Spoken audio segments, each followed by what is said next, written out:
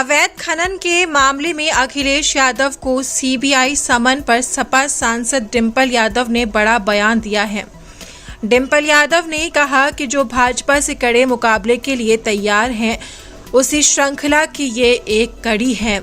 मैनपुरी से सपा सांसद डिंपल यादव ने कहा कि इस तरह के नोटिस बहुत सारे नेताओं को आ रहे हैं जो भाजपा से कड़ा मुकाबला कर रहे हैं।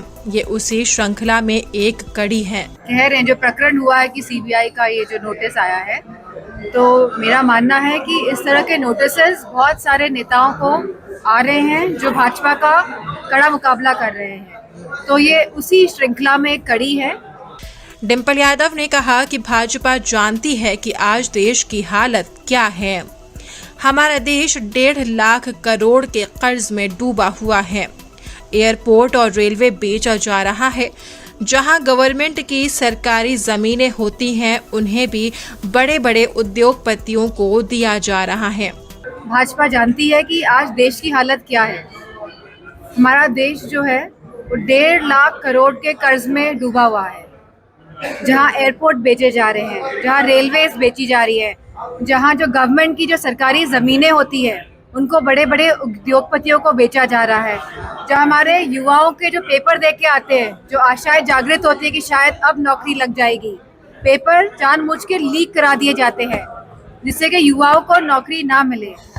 ऐसी योजनाएं लाते हैं अग्निवीर जैसी, जहां गांव की अर्थव्यवस्था, क्योंकि गांव के लोग ही फौज में जाते हैं, किसान का बेटा ही फौज में जाता है, हमारी सरहदों की रक्षा करता है, तो ऐसी योजनाएं लाके गांव की अर्थव्यवस्था को खराब करने का काम करते हैं। प्रधानमंत्री नरेंद्र मोदी का वो बयान जिसमें उन्होंने कहा था कि 10 साल में 25 लाख लोग गरीबी रेखा से बाहर आए हैं।